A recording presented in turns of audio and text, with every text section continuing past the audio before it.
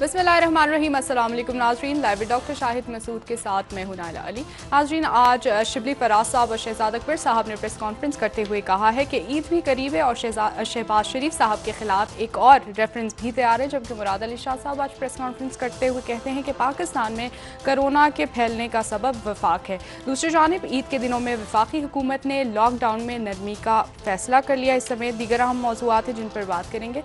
हमारे साथ स्टूडियो में मौजूद हैं डॉक्टर शाहिद मसूद। वालेकुम जी, आपको भी डॉक्टर साहब, शहजाद अकबर साहब ने आज प्रेस कॉन्फ्रेंस करते हुए शहबाज शरीफ साहब के खिलाफ उन्होंने कहा है कि एक और रेफरेंस भी तैयार है कि जो कि ईद के दिनों में आएगा। क्या आप समझ रहे हैं ईद के बाद सियासी मंजरनामा आप क्या देख रहे हैं?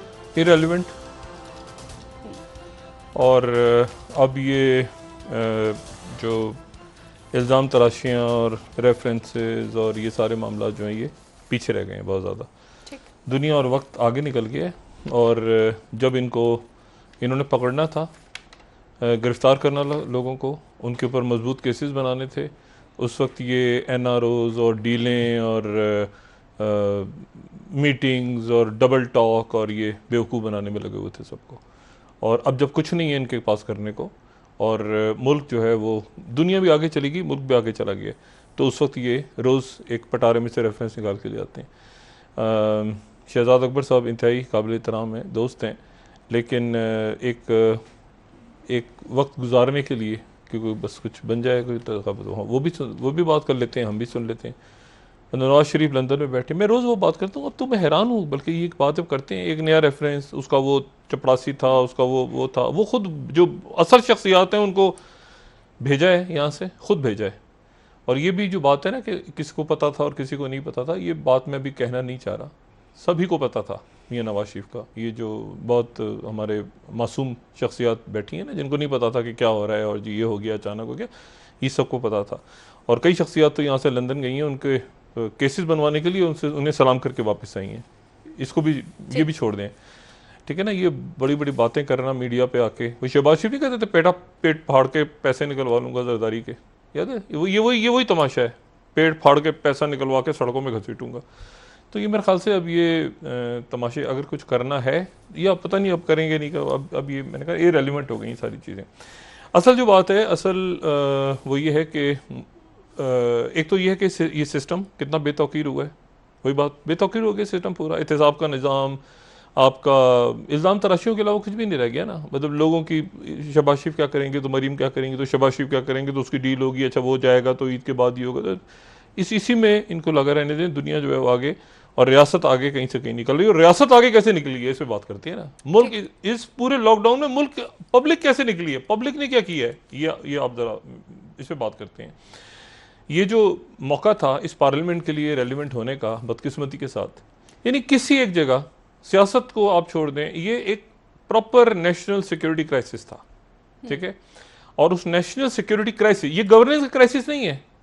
ये नहीं है कि मेरे घर के आगे गली बनाई उसने, नहीं बनाई उसने, इसको मैं इसने क्या किया 10 सालों में, इसने 15 सालों में क्या किया, उधर क्या किया, उधर क्या, हर एक को पता है, ठीक है। ये मसला था एक क्राइसिस, एक बहरान, जैसे 2005 में ज़लज़ला आ गया था, जैसे कोई खुदा न खास्ता कहीं कोई इवेंट हो, बड़ा क्राइसिस हो जाता है। जैसे क्राइसिस पाक इंडिया जो जंग हो गई थी, साल ही हुआ है ना, तकरीबन साल पहले। तो बात यह है कि, और फिर उसके बाद वो थमी, तो बात यह है कि ये गवर्नेंस का क्राइसिस भी नहीं ख़त्म हो रहा, अकाउंटेबिलिटी का भी बड़ा गरक कर दिया है, उसके एनआरओज कर करके आगे पीछे, अच्छा मुझे दे दो, ये फलां कर दो, वो मुशीर है, वो वजीर है, वो अपोजिशन में बैठा है, उसके नखरे, उसके नाजे, सारा का सारा ये इन्होंने ये भी साबित किया, ना सिर्फ ये साबित किया कि ये गवर्न करने के अहल नहीं है, ठीक है। ये सारे पूरी की पूरी पार्लियामेंट फैसला साजी के अहल नहीं है, ये माशी पॉलिसी नहीं दे सकती, ये सूबों को इकट्ठा नहीं कर सकते, ये एनएफसी अवार्ड जैसे हसास मामलात के ऊपर यकसू नहीं हो सकते। ये तो चले एक रूटीन सियासत होती है ना, मईशत और बाकी, ये बहरान को भी नहीं निपटा सकते, ये क्राइसिस को भी नहीं मैनेज कर सकते। एक होते ना हंगामी हालात, खुदा न खास्ता आपकी सरहदों पे हुई ना, शहादतें हो रही है ना इस दौरान, यानी बहरान को भी जो मैनेज नहीं कर सकते, तो उन नज़र बटुओं को क्या करना क्या बिठा के। ये पार्लियामेंट का जो 4 दिन का सेशन था, उसमें ना उधर की बात इधर सुनिए, इधर की बात उधर सुनिए, ऐसे ही है, ठीक है। ऐसे और वो पॉलिसी पेपर क्या था क्या नहीं था मुझे नहीं पता, अदालत क्या उसको नोटिस की समात पे अगले पे क्या करती है, लेकिन अब बेजार हो गए हैं लोग। अब ये जो है ना, एक नया उसका वो था, उसका वो गुलजार था, तो निसार था, तो शब्बीर था, तो उसके चौकीदार था। ओ भाई, वो खुद इधर बैठे हुए शहबाज शरीफ, उनका एक चौकीदार होता था, उनका एक वो चपड़ासी। बस कर रहे हैं यार, काफी शहजाद अकबर साहब काबिल एहतराम है, इसको याद करें, कुछ करें, करा किया भी कुछ नहीं है, बोले जा रहे हैं बोले जा रहे हैं, वो जो मतलब वो क्या बात करें अब। बहरहाल, अच्छा, अब मामला ये है कि ज़रा रियासत पे आ जाते हैं। सियासत के ऊपर मैं आता हूँ घूम फिर के, ये लूली लंगड़ी सियासत जो रह गई इस मुल्क में। पहले आप देखें कि तकरीबन अल्लाह अपना रहम करे, लेकिन 40,000 के करीब केसेस होते जा रहे हैं मुल्क में, 10,000 रिकवर्ड हो गए हैं। ये बड़ी फिगर है। उससे शुरू में अंदाजा नहीं हो रहा था, लेकिन जैसे जैसे फिगर्स बढ़ती, 11,000 हाँ, 10,880, ठीक है, ये 11,000 हो जाएंगे। तो तकरीबन 11,000, 40,000 कंफर्म केसेस में से 11,000 और 861 अमवात। ये अब राउंड 2 शुरू है। आज है, हम लगाते हैं आज 16 मई से, तो 26 फरवरी से जो ये एक अपना मेरा तजिया, 26 फरवरी को पहला केस आया, और पहला केस आने से लेके हम 16 मई तक, फ़र्ज़ करें आज तक हम लगा लेते हैं अपने इस प्रोग्राम के हवाले से, राउंड 1 का खात्मा हुआ, राउंड 2 शुरू हुआ। अच्छा, अब राउंड 1 में क्या हुआ, पहले ये देखते हैं कि राउंड 1 क्या था। एक जंग है ना, उसको पहले राउंड में क्या हुआ।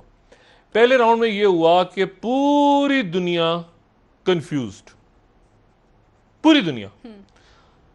ये कोरोना वायरस होता क्या है, ये कहाँ से निकलता है, ये जिंदा होता है कि मुर्दा होता है, इसको कैसे इसकी वैक्सीन होती है, ये किस कबीले का होता है, इसका ख़ानदान क्या है, इसकी ये आया कहाँ से, पैदा हुआ क्या था, इसके आबा अजदाद कौन थे, इसकी तारीख क्या थी, ये कहाँ से निकल के आ गया। अच्छा, फिर ये वो दौर है सोशल डिस्टेंसिंग, मुंह को हाथ नहीं लगाना, नाक को हाथ नहीं लगाना, ज़बान पे हाथ नहीं फेरना, वो ख़त्म हो गया ना, वो दौर है, ख़त्म हो गया। ठीक है ना, अब तो आप नहीं सुन रहे ना ये बातें कि मुंह पे हाथ ना लगाओ, नाक पे हाथ ना लगाओ। अच्छा जी, ये वो दौर था, पहला राउंड 1। और उसके बाद सोशल डिस्टेंसिंग, और ये कि कर्फ्यू लग जाएगा और कर्व फ्लैट हो जाएंगे और ऐसे होगा ऐसे होगा, ये सारा वो राउंड 1 ख़त्म हुआ। अपने पीछे लाखों लाशें, लाखों मैयतें छोड़ के चला गया पूरी दुनिया में। और अब इसका जो है राउंड 2 स्टार्ट हो रहा है। राउंड 2 को यहाँ से लेते हैं कि तमाम दुनिया अब उस कन्फ्यूजन, एक कन्फ्यूजन से दूसरे कन्फ्यूजन में जा रही है। पहले तो ये कि हो गया, और राउंड 1 इस तरह खत्म हो रहा है कि आइंदा क्या होगा किसी को नहीं पता, और यहाँ से राउंड 2 शुरू हो रहा है। और राउंड 2 शुरू हो रहा है तो दुनिया खुल रही है, ओपन अप हो रही है। लॉकडाउन जहाँ पे हैं, सख्त किस्म के लॉकडाउन अगर आप कहें सऊदी अरब में या यूएई में, अब जिन्होंने प्रॉपर करवाए, वो भी आहिस्ता आहिस्ता अब इस राउंड 2 में मजबूर होंगे कि अपने आप को वो ओपन अप करें। इंडिया में लॉकडाउन है नहीं है, सर पैर, पब्लिक सड़कों पे है, लोग बाहर हैं, वो पाकिस्तान वाला हाल ही जो इंडिया में भी कुछ वैसे ही हो रहा है ये, लेकिन अमवात कम है। इंडिया में जो केसेस हैं वो ज़्यादा हैं, चाइना से ज़्यादा हो गए हैं, लेकिन अमवात उनके यहाँ भी कम है, पाकिस्तान में भी कम है। तो यहाँ से हम एंटर हो रहे हैं राउंड 2 में। राउंड 2 के अंदर, राउंड 1 में और क्या हुआ, राउंड 1 ये बड़ा बहुत, ये राउंड 1 बिठा के चला गया पूरी दुनिया की मईशत को। राउंड 1 जो है ये एयरलाइन इंडस्ट्री को एक तवील अरसे के लिए, मुझे एक साहब मिले, वो पायलट उन्होंने यंग हैं, उनकी कोई ज़्यादा एज भी नहीं, उनका कोई 15 साल, वो कहते हैं कि मैंने एमिरेट्स में काम किया, और वो ये एयरबस जो है उसको फ्लाई कर रहे थे, लॉन्ग जो फ्लाइट्स होती हैं, ऑस्ट्रेलिया, दुबई से ऑस्ट्रेलिया या दुबई से अमेरिका, ये जो लंबी फ़्लाइट्स होती हैं। तो वो उनकी जॉब ख़त्म हो गई। वो मुझे कह रहे थे कि उनको मुझे मैसेज आया कि इनसे कि डॉक्टर मुझे नहीं पता कि मैं क्या करूँगा। Young brilliant pilot. तो ऐसे लोग जिनको पता ही नहीं, कहते हैं फ़्लाइट्स ख़त्म हो रही हैं, वो पता चला है कि वो 363 उसको 80 को ख़त्म कर रहे हैं, तो अब मुझे नहीं पता कि मैं आइंदा क्या करूँगा। मैं तो कुछ भी नहीं, मैंने सारी ज़िंदगी में तो कैरियर ही एज अ पायलट है। तो ऐसे बेशुमार लोग जो बाहर के मुल्कों से वापस आएंगे पाकिस्तान, और अब उसके असरात होने शुरू होंगे। एक ये कि सिस्टम इरेलीवेंट हो गया और सिस्टम कुछ डिलीवर नहीं कर सका। तीसरा ये हुआ पाकिस्तान के अंदर भी और कई मुल्कों में भी, अमेरिका के अंदर सिस्टम डिलीवर नहीं कर सका। मतलब ट्रम्प इज अ मतलब मेस, फेलियर, मतलब डिजास्टर। ठीक है ना, अमेरिकन प्रेसिडेंट होते हैं अमेरिका की, बात की उन्होंने तो बात की, और दुनिया जो है वो, और चाइना सामने निकल के आ गया, और चाइना निकल के आ गया, लेकिन बज़ाहिर ऐसा लग रहा है कि इस वक्त दुनिया बाइपोलर है, यानी दो पोल्स हैं, एक है अमेरिका, एक है चाइना। लेकिन ये जो राउंड 2 है, इसमें हम देखेंगे कि तीसरी पावर्स, थर्ड पावर्स भी इमर्ज होंगी जो दरमियान में होंगी। बहुत से मुल्क मुकम्मल तौर पे प्रो अमेरिका नहीं होना चाहेंगे, बहुत से मुल्क प्रो चाइना नहीं होना चाहेंगे, वो दरमियान में एक रास्ता लेंगे। तो एक मल्टीपोलर दुनिया गालिबन इमर्ज होकर और सामने आएगी। अच्छा, अनलीश हो गया, मुकम्मल तौर पे अपनी पावर को खोल के रख दिया चाइना ने इस दौर में। और कहाँ पे खोला उसने कंप्लीट इनसर्कल कर लिया इसको, इंडो पैसिफिक को। और इसी दौर में जब कोविड-19 था और चाइना पहले उससे निकल के आ गया, जो जाहिर है कि इंडिया के लिए, मोदी साहब के लिए बड़ा एक बहुत मतलब अजीब व गरीब बात है कि वो जिसको स्ट्रिंग ऑफ पर्ल्स कहते थे कि तमाम इंडिया को इनसर्कल किया जाएगा, पहले उसका तस्वुर ये था कि वो सिर्फ समंदरी जो बंदरगाहें उन पे होगा। मतलब मिसाल के तौर पे छोटा सा एक मुल्क है जिबूती, छोटा सा नन्ना सा मुल्क, अगर आप अफ्रीका में देखें तो इतना छोटा सा एक नन्ना सा मुल्क है, एक तरफ सोमाली है, एक तरफ एरिटेरिया है, और एक छोटा सा बीच में उसकी खलीज आती है, और खलीज अदन के उस तरफ सामने यमन है। अच्छा, ये उसको एंट्री समझ लें आप, एक तरह से एंट्री है अफ्रीका की। तो जिबूती से शुरू होते हैं, और जिबूती के ऊपर, अच्छा जिबूती जो है वहाँ पर अमेरिकन बेसिस भी हैं, वहाँ पे फ्रेंच बेसिस भी हैं, वहाँ पे जापानीज भी हैं, लेकिन जो वहाँ पे चाइना बैठा है आके, वो बड़ी बेस लेके। और अगर आप जिबूती से क्रॉस नहीं कर सकते, अगर उस पानी को क्रॉस करेंगे या वहाँ पे ब्लॉक करेंगे आप उस जगह को, तो उसके नतीजे में जो सुएज कैनाल का सारा आना जाना है, सुएज कैनाल भी ब्लॉक हो जाएगी, सुएज कैनाल। अच्छा, एक तो ये हो गया, वहाँ से शुरू किया उन्होंने, और शुरू होने के बाद चाबहार निकल गई इंडिया के हाथ से, गवादर, उसके बाद ये श्रीलंका, उसके बाद बांग्लादेश, उसके बाद म्यांमार, उसके बाद साउथ चाइना सी, ताइवान, वहाँ पर पार्सल आइलैंड्स हैं, वहाँ पे ड्रिलिंग उन्होंने शुरू कर दी है। तो ये तो हो गया ना समंदरों का, और साथ ही ऊपर जो उनका जो लैंड है, वहाँ पर सिक्किम से शुरू करें, और सिक्किम के बाद आप नेपाल में आ जाएं, बाकी मुल्कों में आप चले जाएं, और आप उसके बाद आप आ जाएं, ये जो लद्दाख का इलाका है, नेपाल हाथ से निकल गया, तिब्बत हाथ से निकल गया। और सबसे जो धचका लगा है भारत को, लग रहा है अभी मोदी साहब को, वो ये कि मालदीव क्या करने जा रहा है। देखिए, मालदीव जो है, मालदीव के साथ, ये मालदीव बड़ा स्ट्रेटेजिकली बड़ा इंपॉर्टेंट है। मालदीव ये जनूबी एशिया का एक और मुल्क निकल रहा है ना, ये पूरा सार्क, ये जनूबी एशिया में जज़ायर हैं मालदीव के, और सिर्फ 425 किलोमीटर दूर है मेनलैंड भारत का, ठीक है, भारत से ये जज़ायर मालदीव जो हैं। अब ये जो वहाँ पर फेदो फिनोलो के जो जज़ायर हैं, ये जज़ायर 2066 तक चाइना ने लीज पे लिए हुए हैं, ठीक। और वहाँ पर अब जो सैटेलाइट की इमेजेस बड़ा करें, जो सैटेलाइट की इमेजेस इंडिया को दिखाई जा रही है ना, तो वही कह रहे हैं कि यार एक मिनट, ये थोड़े अरसे पहले तक तो जजीरा ऐसे था, ये अब ऐसे कैसा हो गया है। अच्छा, चाइना ने कहा कि ये एक चाइनीज फर्म है, उन्होंने कहा कि हम ये ट्रेड वगैरह के लिए ले रहे हैं वो जजायर, और वहाँ पे अब जो सैटेलाइट इमेजेस आ रही हैं, तो वहाँ पे तो लग रहा है कि बहुत बड़ा मिलिट्री बेस बन गया है चाइना का। और ये मालदीव बड़ा इंपॉर्टेंट है इंडिया के लिए, इनके स्ट्रेटेजिकली बहुत। तो ये अब इसी तरह से बांग्लादेश, इसी तरह से म्यांमार, तो पूरा वो जो कंटेनमेंट ऑफ इंडिया है वो तो हो गया है कंप्लीट। पीर के रोज है WHO का इजलास, ठीक है, जिसमें वर्ल्ड हेल्थ, और यहाँ पे यूरोप जो है उसके अंदर तकसीम है कि हम क्या करें, अमेरिका के साथ जाएं ना जाएं। अमेरिका जापान से गुजारिश करे, इंडिया खुद जापान ने बयान दे दिया, मतलब मालदीव ने, मतलब समझ नहीं आ रहा कि कंप्लीट जो कंटेनमेंट ऑफ इंडिया थी उसको चाइना ने अनलिश कर दिया। अच्छा, ऑस्ट्रेलिया क्या करेगा, कहाँ तक, एक बयान तो दे दिया उन्होंने, आगे पाबंदी लगा दी, वो घूमते फिर रहे हैं यहाँ पे। और जो सबसे खौफनाक, मैं वक्फे पे जाने से पहले या वक्फे के बाद उस पर बात कर लेंगे, अगर मुझे एक आध मिनट एक्स्ट्रा मिल जाए, जो अमेरिका की जो आर्म्ड फोर्सेस हैं, जो उनका प्राइड है ना, प्राइड अमेरिका का, जो अगर कहें कि सबसे ज़बरदस्त क्या चीज़ है, तो वो उनके स्पेशल ऑपरेशंस की जो कमांड है वो सबसे इंपॉर्टेंट है। ये स्पेशल ऑपरेशन तब बने थे जब 1980 में ये क्राइसिस पैदा हो गया था ईरान में सफारतकारों को यरगमाल बना लिया था इनकलाब के बाद। इनकलाब आया, यरगमाल बना लिया ईरानी सफारत खाने में। उसके बाद ये हुआ कि उन्होंने ईगल क्लॉ के नाम से एक ऑपरेशन शुरू किया। अमेरिकन जिमी कार्टर की हुकूमत थी, उन्होंने जनाब कहा कि जाओ और जाके उन सफारतकारों को निकाल के लाओ। वो जितने हेलीकॉप्टर थे, 7-8 हेलीकॉप्टर्स, वो गए और वो जाके सहराओं में, उनमें एक का ब्लेड टूट गया, एक जो था वो रिफ्यूल करवाने गया, वो टकरा गया, तीसरा नीचे, कई उसमें सर्विसमैन मर गए। बदतरीन अमेरिकी तारीख का जो ऑपरेशन था वो ये ऑपरेशन था जिसमें सफारतकारों को निकालने की कोशिश की। जब वो उसमें नाकाम हो गए तो उन्होंने उसके बाद फिर ये स्पेशल ऑपरेशन कमांड बनाई और इसको उनका जो जैसे सेंट कॉम है, जैसे बाकी, तो इस तरह से उनका सो कॉम है, यानी वो जो है वो लीड करता है इनके जो स्पेशल ऑप्स हैं। इस स्पेशल ऑप्स वो हैं जिसको हमने सोमालिया में देखा, ब्लैक हाउट डाउन, ठीक है ना, ऊपर से उतर, एबटाबाद में देखा, ये वॉर ऑन टेरर में हमने देखा। ये सारे जो होते हैं जबरदस्त, उनके मेरीन्स और एयरफोर्स बेहतरीन लोग हैं। अब उनके कमांडर हैं general Richard Clarke. Richard Clarke जो हैं, ये जरा ये काइंडली बड़ा कीजिएगा, फाइनेंशियल टाइम्स की स्टोरी। रिचर्ड क्लार्क जो हैं, रिचर्ड क्लार्क ही कहते हैं कि US elite forces ill equipped for cold war with China हैं। ये क्या?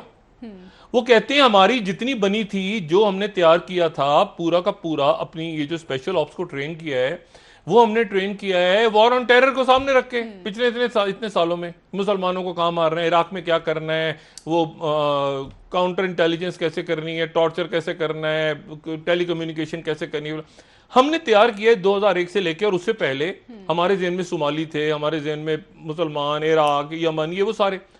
और वो ही कहते हैं कि हमारी जो ये बेहतरीन कमांडो टीम है, जिसमें ये नेवी सील्स जो ग्रीन ब्लेड्स पहनते हैं, ये आपने देखा होगा, वो टोपियां खास होती हैं उनकी, जो वर्ल्ड वॉर 2 के बाद मुख्तलिफ मुल्कों में, ये उनकी बेहतरी।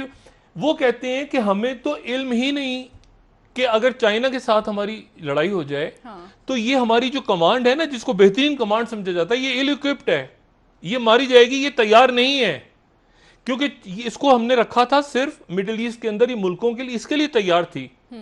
हम जाके वहां पर लड़ने की कोशिश करेंगे। पूरी स्पीच हुई है, उनकी कॉन्फ्रेंस हुई है 11 से लेकर 15 मई तक, यानी कि अभी से नाकामियों का एतराफ नहीं, वो कह रहे हैं कि हम पहले ही फौरी तौर पे हमारे सैटेलाइट्स गिर जाएंगे, हमारे जो ये अगर हमने हमारे भेजने की कोशिश की स्पेशल ऑप्स के लोग, तो ये मारे जाएंगे सारे। हम बिल्कुल तैयार नहीं है, क्योंकि होता क्या रहा है, वो उन्होंने फिर स्पीच में क्या कहा है, वो कह रहे हैं हम उलझे हुए थे वॉर ऑन टेरर में। चीन और रूस बैठ के हमारा तमाशा देख रहा था कि हम कर क्या रहे हैं।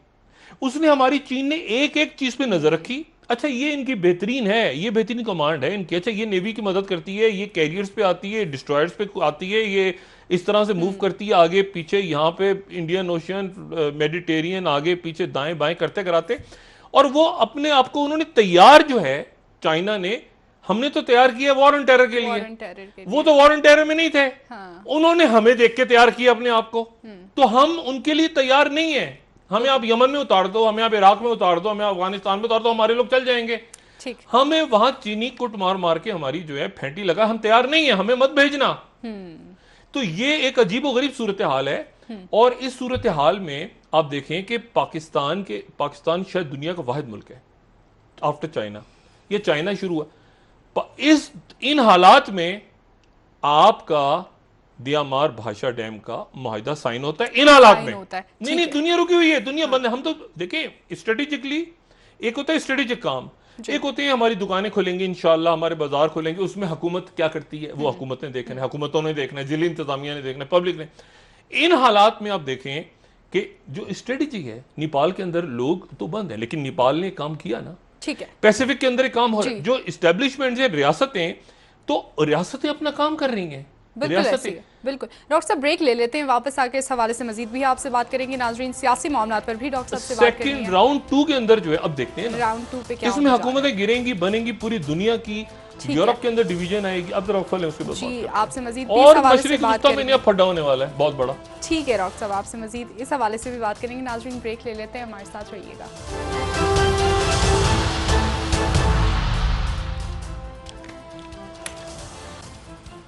वेलकम बैक नाजरीन। जी डॉक्टर साहब, अब चूंकि हालात ख़ित्ते के बिगड़ते हमें नज़र आ रहे हैं, क्या आप समझते हैं कि ख़ित्ते की तब्दीलियों का पाकिस्तान पे कोई असरात मुरतब होने जा रहे हैं? 101%।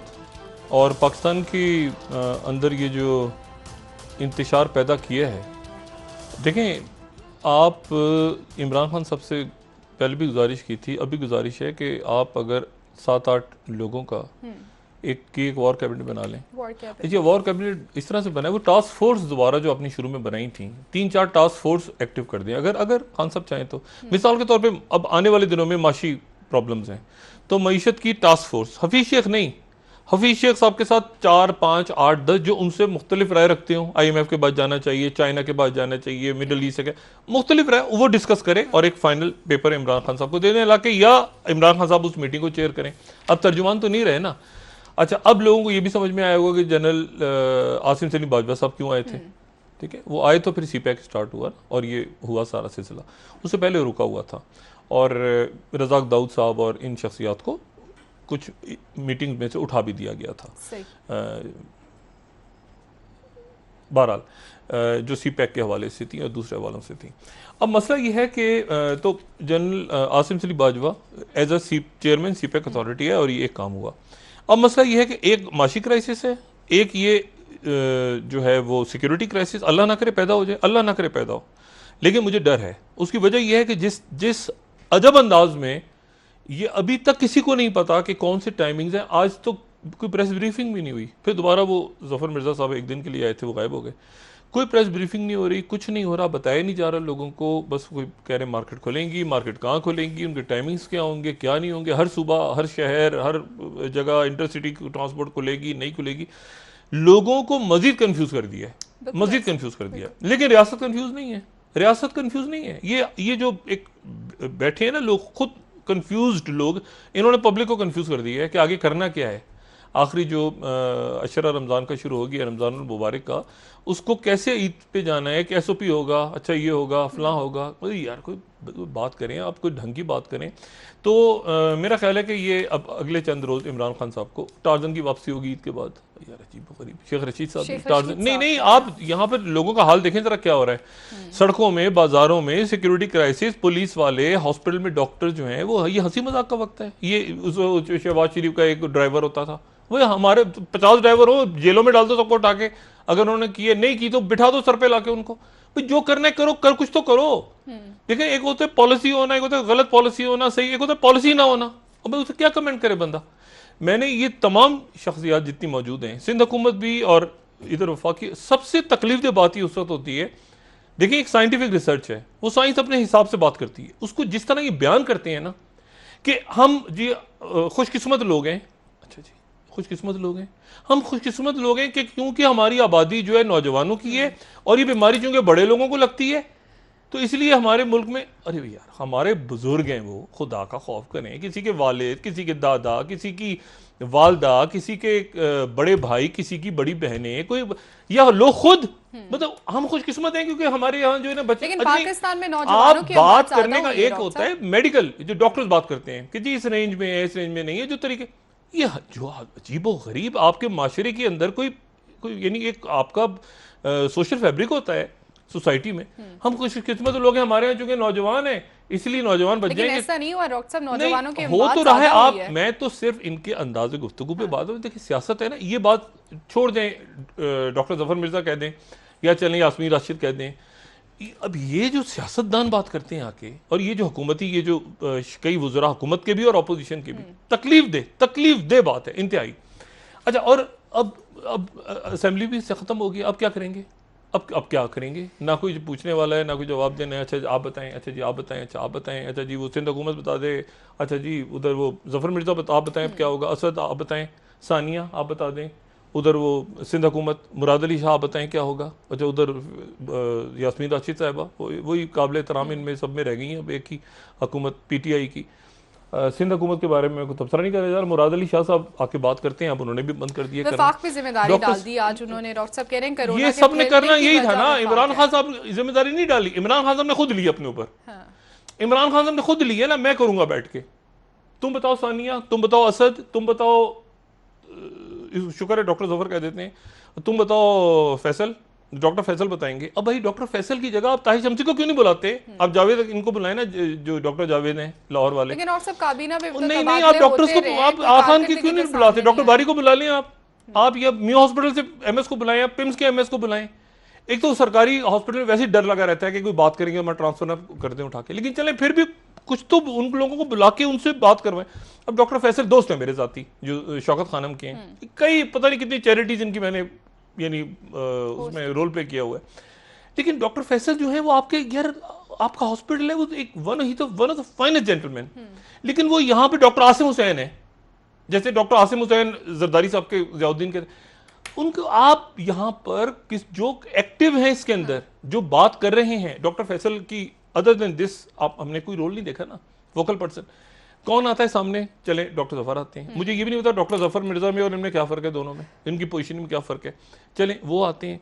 उसके बाद डॉक्टर फैसल उनका इतना जबरदस्त, आप as a person as a professional भी छोड़ दें कि उन्होंने शौकत खानम खड़ा किया, as a person is a nice chap, लेकिन इस जगह पर यहाँ पर इस वक्त जो है वो इनको होना चाहिए था पिम्स, पॉलीक्लिनिक, मियो हॉस्पिटल, गंगाराम, जिना हॉस्पिटल, सिविल हॉस्पिटल, बलोचिस्तान के हॉस्पिटल, मेडिकल कॉलेजेस, उनके प्रोफेसर, पैथोलॉजिस्ट, कौन से आईसीयू के लोग, चलें खैर अल्लाह खैर सला। अब मसला ये है कि इमरान खान साहब ने खुद ले लिया अपने ऊपर, देखिए ना बात, अब खुद अपने ऊपर ले लिया उन्होंने, ये फैसला उनका 100% दुरुस्त है कि मुल्क लॉकडाउन में नहीं चल सकता जी, ठीक है, ये फैसला बिल्कुल दुरुस्त है।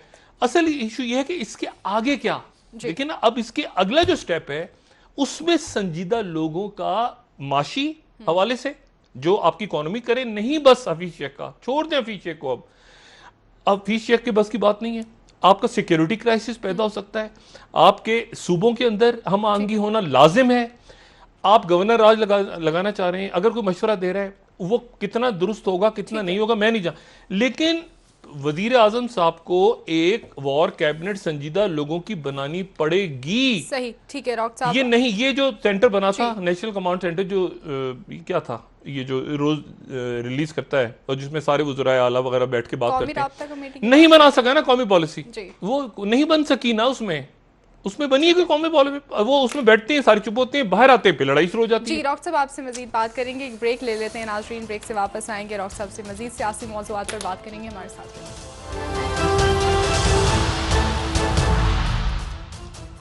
वेलकम बैक नाज़रीन। जी डॉक्टर साहब आपने ब्रेक से पहले बात की कि जो सियासत का दूसरा फेज़ शुरू होने वाला है उसमें मजीद मामला खराब होने जा रहे हैं, कोरोना का दूसरा फेज़, ये कोविड-19 का जो पूरी दुनिया में दूसरा फेज़ शुरू होने वाला है, और इसमें देखें एक बात तो बड़ी इंपॉर्टेंट है, वो ये है कि 11 से 12 दिन में केसेस डबल हो रहे हैं जनूबी एशिया के अंदर मजमूई तौर पे, कुछ मुल्कों के अलावा, इंडिया में भी 11 दिन है, पाकिस्तान में भी 11-12 दिन है, 12 दिनों में डबल हो रहे हैं। दूसरी जो बात है कि हमारे जो हॉस्पिटल्स हैं अवेलेबल इस वक्त, खाली हॉस्पिटल्स पूरे मुल्क में, वो और जो मुतासरीन की तादाद है वो उसमें बड़ा गैप है, ये अल्लाह का शुक्र है, यानी इसका मतलब ये है कि अगर फ़र्ज़ करें 300 से 400 हो गए तो यहाँ पर वो 1000 है, यानी इतना बड़ा, तो एकदम उसको 1100-1200 कर सकते हैं, तो अभी हमारा हेल्थ सिस्टम जो है वो खुदा न खासा कोलैप्स नहीं होने जा रहा। इंपॉर्टेंट इसमें से बात क्या निकली है, एक तो ये कि इररेलेवेंस निकली है लोगों की, दूसरी बात ये निकली है, मुझे ये बताएं कि अब इस मरहले पे जाके तो हमने आगे बढ़ना है ना, पीपीईज़ कितनी हो गई, ये क्या हो गया, वो टेस्ट किटें जाली निकल रही हैं, उस सिंध में वो खुदा के बंदो मुझे बताएं कि इस मुल्क में कितनी, पहले तो बताएं कितनी हैं, कितनी किट्स, वो हर सूबे की अपनी किट है क्या, इनकी लोगों ने इतनी किट लगानी है, ये हर सूबा जो है या हर मतलब क्या कोई पाकिस्तान की में कोई सिस्टम है एक किट्स का, या कोई 25-30 किट्स हैं कि उधर वो किट जो है वो जाली निकलती है, उधर वो किट सही निकल आती है, यानी जो बंदा अपना टेस्ट करवाता है, एक तो होता है ना फॉल्स नेगेटिव फॉल्स पॉजिटिव का कॉन्सेप्ट है कि वो टेस्ट हो जाते हैं लैब के अंदर, लेकिन ये पूरी की पूरी आबादी, एक सांगड़ शहर, एक पंजाब, अच्छा उधर कोई चेक ही नहीं हो रहा अभी तक, वो कितने पॉजिटिव थे, कितने नेगेटिव थे, कितने क्या, ये यहाँ पे आपकी गवर्नेंस की और ये लैक नजर आ रहा है। ये तो अदारे बीच में इन्वॉल्व हुए हैं और उसके बाद ये जो बग झिक सूबा की और मरकज की चल रही थी उसको बंद करवाया है, ठीक है, कोविड से हटवाया इनको, वरना तो पता नहीं कहाँ तक ये मामला ले जाते। मैं आखिर में सिर्फ जाने से पहले जो मैंने एक बात कही थी कि मिडिल ईस्ट के अंदर एक बहुत बड़ी डेवलपमेंट हुई है कि शाह अब्दुल्ला उर्दन के, वो अचानक कई सालों के बाद सामने आए हैं, कई सालों के बाद एक इंतहाई सख्त बयान के साथ सामने आए हैं और उन्होंने कहा है कि किसी सूरत वादी उर्दन और यरूशलेम और मगरबी किनारा इजराइल का बाकायदा हिस्सा नहीं बनेगा, वरना इस खित्ते में बहुत बड़ी जंग होगी उर्दन के साथ। ये उर्दन इस तरह कभी नहीं बोला, शाह अब्दुल्ला ये जो हैं किंग हुसैन के बेटे, ये तो कभी नहीं बोले, इनको तो एक एग्रीमेंट साइन हुआ है ना इसराइल के साथ। पहली दफा इन्होंने इसराइल के खिलाफ खुल के बात की है पोम्पियो के रवाना होने के बाद। बहुत बहुत शुक्रिया डॉक्टर साहब जी। नाजरीन, प्रोग्राम का वक्त खत्म हो गया है। कल इंशाल्लाह दोबारा आपसे मुलाकात होगी। मुझे नाइला अली को इजाजत दीजिए। अल्लाह हाफिज़ जी। डॉक्टर साहब अपना दोस्तों रिश्तेदारों गिरदोनवाह के लोगों का सब ख्याल रखिएगा। अल्लाह हाफिज़।